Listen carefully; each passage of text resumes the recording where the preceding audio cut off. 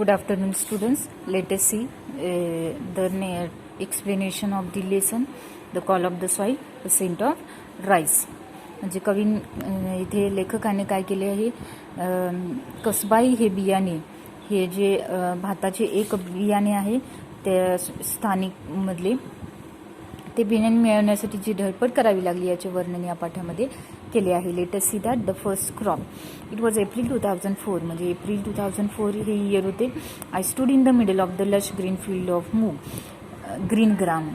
म्हणजे हा जो लेखक होता तो मूग या पिकाच्या शेतामध्ये उभा होता. And looked around me.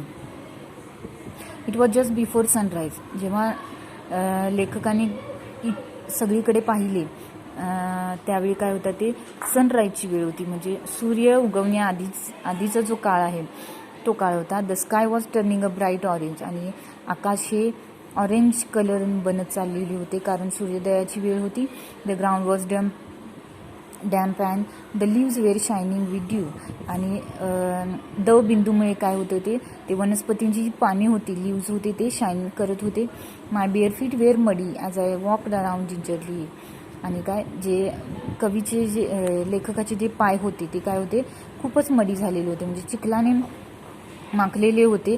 कारण तो इन्स्पेक्टिंग द प्लांट, म्हणजे तो त्या पिकाचे ऑब्झर्वेशन करत होता, मूग या पिकाचे, आणि त्याच्या पायाकडे अजिबात लक्ष नव्हते. त्यामुळे तो काय करत होता, त्याचे पाय हे मडी झालेले होते. Let us see the next paragraph. Around me were rows of chikoo trees. त्याच्या भोवताली काय होते, चिकूची एक ओळ होती, म्हणजे ज्याला आपण सरी म्हणतो ती. And below a dense foliage of moong. आणि त्याच्या खाली काय होते, मूग या पिकाची लागवड केली होती. At that point I could not have asked for anything more. The moong plants not more than 2 feet tall. आणि त्या मूग या पिकाची उंची किती होती, 2 feet, म्हणजे ते 2 फुटापेक्षा जास्त उंचीचे नव्हते. Had green pods hanging out. आणि त्याला मूग हे लागलेले होते, त्याच्या शेंगा ह्या लागलेल्या होत्या. The pods wear not it ripe. आणि ते काय होते, अजून परिपक्व झालेले नव्हते. ते जे मूग होते ते परिपक्व झालेले नव्हते. There was a light first growing on them. आणि त्या शेंगावरती काय होते, असे जे लव, बारीक जे कुसळ किंवा लव आपण म्हणतो, केस याप्रमाणे ते त्यामध्ये उगवत होते. There was still some time before the harvest I feel एक्झिलरेटेड.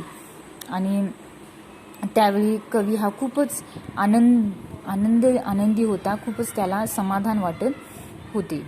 I stood watching the sun rise above the towering trees across the fence and slowly made my way back to the house, a white structure in the middle of this greenery. Writer काय करत होता, तो लेखक आहे तो sunrise म्हणजे सूर्य हा ऑब्झर्व करत होता, तो पाहत होता सूर्याकडे. अबोव द टॉवरिंग ट्रीज म्हणजे त्या झाडांमधून तो त्या सूर्याकडे पाहत होता. Slowly made my way back to the house, a white structure in the middle of this greenery. I could not believe that I was the owner of this land and that I was looking at my first crop.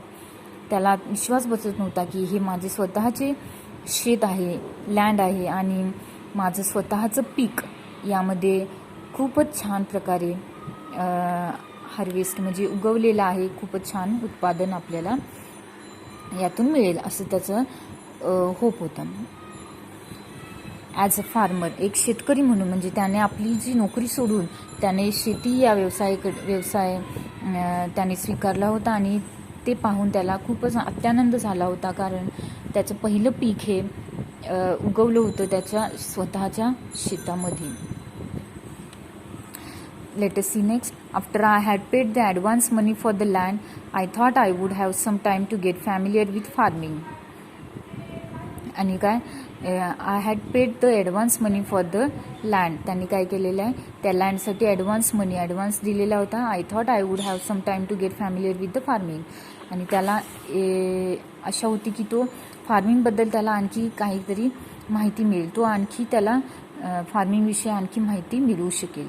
But मोरूदादा the broker म्हणजे मध्यस्थी ज्याला म्हणतो, buyer आणि सेलरमधला जो मध्यस्थी असतो तो, त्याचं नाव Morudada the broker who got us the land had other ideas. त्याने काय केल्या, वेगळ्या आयडिया लेखकाला सांगितल्या. He was keen that we plant moong at once. त्याने काय सांगितलं, या शेतामध्ये मूग हे पीक घेऊया. I was not prepared for this. लेखक यासाठी प्रिपेअर नव्हता. I was still reading books and trying to figure out what we could sow and how we should go about it. काय करत होता तो? त्याला अजूनही तो बुक्स रीड करत होता आणि त्याने त्याचा विचारही केला नव्हता की आपण या शेतामध्ये मूग या पिकाची लागवड करू. He said the season was right for sowing moog and the best seed were available in Surat in the adjacent state of Gujarat. आणि त्याने मोरूदादाने काय सांगितलं? Morudada he said that this is the best time for the sowing seed. म्हणजे मुगासाठी हा खूपच चांगला सीझन आहे. त्यामुळे गुजरात या ठिकाणी आता ही जी वेळ आहे ती मूग या पिकासाठी खूपच चांगली आहे. त्यामुळे या शेतामध्ये मूग लागवड केली पाहिजे. आणि त्यानंतर लेखकाने त्या शेतामध्ये मूग या लागवडीचं पीक घेतलं. I made a quick trip to Surat and bought around 10 kilograms of moong. आणि काय झालं? लेखक हा सुरतला जाऊन त्याने 10 किलोग्राम्स मूग घेऊन आला.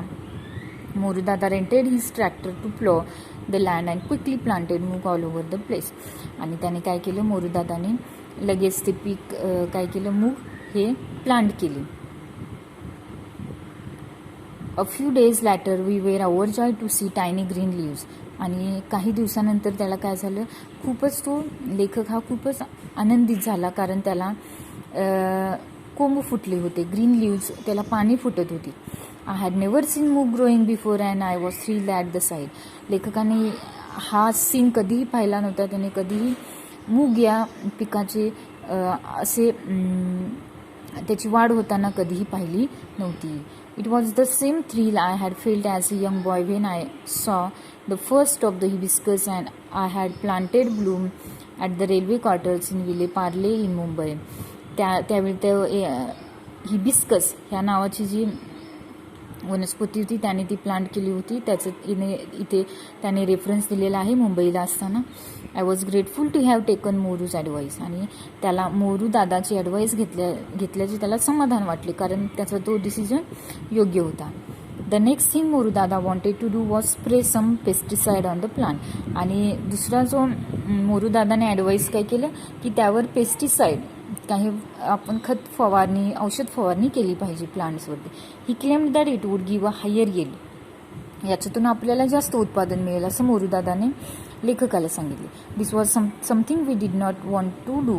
We were clear that we would not use any chemicals and try to explain it to हिम.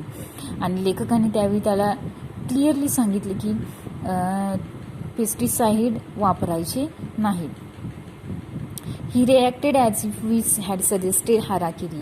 हाराकिरी म्हणजे मोरूदादाला त्यावेळी असं वाटलं की लेखक हा स्वतःच्या पायावर कुऱ्हाड मारत आहे, स्वतःचे नुकसान करून घेत आहे. कारण पेस्टिसाइडशिवाय जास्त उत्पन्न घेणे त्याच्यासाठी इम्पॉसिबल होती. It took a lot of convincing to ensure that Morudada and his friends did not use any chemicals on the farm. They refused to understand how crops could grow without sprays. आणि काय त्या मोरूदादाने सांगितले की without spray, without chemicals how crops will get higher yield. म्हणजे जास्त उत्पादन कसं मिळेल पेस्टिसाइड न वापरता. त्याला ती गोष्ट आवडली नाही. Contrary to what everyone had told us, nature did her job and she needed to bribes to get the work done. आणि लेखकाने मोरूदादाचे ऐकले नाही. त्याला पेस्टिसाइडचा वापर आपल्या शेतामध्ये करायचा नव्हता. Soon it was the harvest time. आणि त्यावेळी पिकासाठी, त्या लागवडीसाठी योग्य वेळ होती. We managed a respectable 300 kilograms an awful lot of moog, and with it a lot of confidence. Now I was certain the land was fertile and that it was possible to grow crops without chemicals. It was a major moral booster. आणि काय केलं त्याने, लेखकाने काय केलं, त्याने ठरवलं की आपण केमिकलचा वापर आपल्या शेतामध्ये मूग या पिकासाठी करायचा नाही. नॅचरली ते ग्रो झाले पाहिजे. Okay, see the next point, the scent of rice. The scent of rice म्हणजे भाताचा एक सुगंध ज्याला आपण म्हणतो मातीचा सुगंध ज्याप्रमाणे असतो तसं भाताचा सुगंध शब्दाचा हा अर्थ घेण्यापेक्षा त्याच्या डीपमध्ये जाऊन आपण त्याचा मीनिंग घेऊया. Let us see that. The first year I was late for the rice sowing season and had to resort to growing the GR4 variety. म्हणजे काय फर्स्ट इयर पहिल्यांदाच काय करत होता लेखक हा राईस सोईंग म्हणजे भाताची लागवड करायची होती त्याला आपल्या शेतामध्ये आणि तो लेट झाला होता म्हणजे थोडंसं लेट झाला होता त्याला पिकाची लागवड करण्यासाठी भाताची रोपे लावण्यासाठी. GR4 variety that was short term and recommended by the agriculture officers at कसबाद. कसबादमधले जे ॲग्रिकल्चर ऑफिसर्स होते त्यांनी कोणतं रिकमेंड केलं होतं GR4 हे नावाचे जे बियाणे होते ते रिकमेंड केले होते भातासाठी. The next year we decided we would start early and try to find some good conditional variety of rice to grow. आणि काय केलं त्यावेळी लेट झाला होता लेखकाला त्यामुळे त्याने नेक्स्ट इयर आपण लवकर स्टार्ट करू आणि तेही चांगल्या प्रकारची बियाणे वापरून आपण भाताचे पीक घेऊ असं त्याने ठरवले. We had read about traditional varieties of rice and knew that they did not require very high inputs of fertilizer. आणि त्यांनी काही ट्रॅडिशनल व्हरायटीज ऑफ राईस म्हणजे भाताच्या ज्या व्हरायटीज आहेत लोकल व्हरायटीज त्या वेगवेगळ्या प्रजाती आहेत भाताच्या ज्या आपण वेगवेगळ्या प्रजाती त्याची माहिती करून घेतली आणि त्याला समजली की त्यासाठी फर्टिलायझर्स हे खूप म्हणजे कमी प्रमाणात किंवा त्याची गरज भासत नाही की पेस्टिसाइड्स केमिकल्सची वगैरे गरज भासत नाही. These varieties were also quite strong and resisted pests. We were sure that it was this type of rice that would grow well in our farm where we did not use any chemicals at all. आपण आपल्या शेतामध्ये लेखकाने ठरवले होते की केमिकलचा वापर अजिबात करायचा नाही त्यामुळे त्याने काय केलं ट्रॅडिशनल व्हरायटी ऑफ राईस निवडण्याचे ठरवली. Our previous year's experience and low yield had taught us a lesson and we were sure we would not plant hybrids this year. त्याने जे मुगाचे उत्पादन घेतले होते त्याच्यावरून त्याने लेसन घेतला होता की त्याने जरी कमी पीक उत्पादन मिळाले तरी चालेल पण आपण हायब्रिडचा वापर करायचा नाही. In April 2005 we started to look for a good variety of traditional rice. आणि काय झालं 2005 मध्ये त्याने भाताचा वेगळ्या ट्रॅडिशनल राईसचा शोध घेण्याचा प्रयत्न केला. बियाणाचा म्हणजे भाताची बियाणे आहेत ती ट्रॅडिशनल त्याचा शोध घेण्यास चालू केली. It was one of our neighbours in village a businessman from Mumbai who owned land who suggested that we plant a local scented variety of rice. त्याने म्हणजे एक बिझनेसमॅन आहे मुंबईत राहणारा त्याच्या शेजारचाच आहे त्याने सजेस्ट केलं की लोकल सेंटेड म्हणजे जे स्थानिक जे भाताची बियाणे आहेत त्याची लागवड केली पाहिजे. Most of the farmers in and around the village of Pet had switched over thought I was crazy to ask for desi variety as they called it. My regular visits to the villages around searching for good traditional varieties also did not yield any results and we we are almost giving up hope. आणि काय झालं ते जे farmers होते तिथले local farmers ते काय करत होते ते हायब्रिड यूज करत होते त्यामुळे लोकल जे ट्रॅडिशनल व्हरायटी ऑफ राईस म्हणजे जे भाताची जी बियाणे होते तिथील लोकल ते बियाणे कोण वापरत नव्हते आणि त्यामुळे लेखकाला त्या बियाणाची मिळण्याची होप्स हे खूपच कमी होते.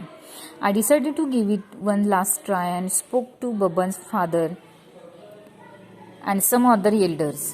त्यांनी काय केलं एक लास्ट ट्राय करण्याचे ठरवले लेखकाने. त्यासाठी त्याने बबनचे फादर बबन हा एक शेजारी आहे त्याच्या फादरशी त्याने काय केले चर्चा केली याबद्दल. After many meaningful conversations they mentioned the name of कसबाई.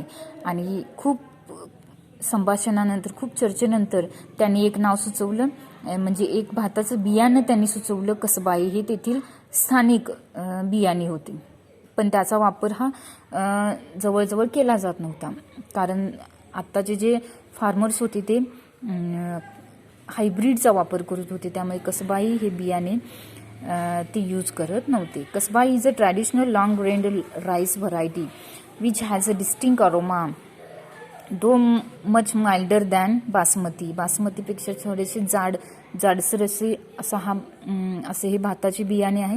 It's a long duration crop, म्हणजे यासाठी खूपच म्हणजे जास्त कालावधी लागतो ते भात उत्पादन येण्यासाठी. Most of the older people remembered growing it years ago. खूप वर्षापूर्वी लोकांना लोक हे पीक घेत होते, म्हणजे ह्या कसबाई या बियाणाची, या भाताची. But they all shook their heads when they asked them about the seeds and told me about it had disappeared.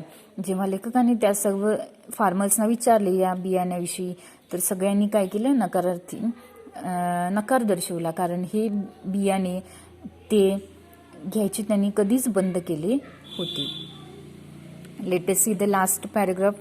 Today it said, tomorrow we will see the next. The tales of Kasbai made us more determined to get it. We decided that if we did manage to get some seeds, this would be a great rice to grow. लेखक म्हटला की जर मला हे बियाणे मिळाले तर खूपच उत्तम होईल, कारण हे बियाणे खूपच चांगल्या प्रकारचे आहे आणि माझ्या शेतामध्ये विदाऊट केमिकल्स ते खूपच चांगले ग्रो होईल. I thought the government may know something about it. आणि लेखकाने विचार केला की गव्हर्नमेंट, सरकारला याविषयी काहीतरी माहिती असेल. A visit to agriculture officer was enlightening. आणि त्याने ॲग्रिकल्चर ऑफिसर्स जे आहेत त्यांची भेट घेण्याची ठरवली. He had not even heard of this rice variety.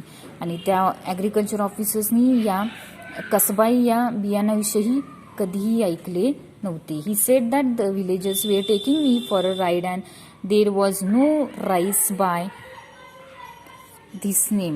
म्हणजे त्यांनी काय सांगितलं, जे फार्मर्स आमच्याकडून जे बियाणे नेतात त्या बियाणामध्ये ह्या नावाचं बियाणे कोणीही घेत नाही.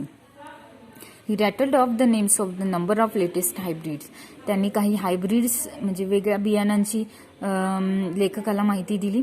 And even offered to give some of them free of cost for a trial. आणि त्यांनी ट्रायलसाठी काही बियाणे, हायब्रिड बियाणे लेखकाला देण्याचे ठरवले. Cursing myself for wasting time with him I moved on to the next destination.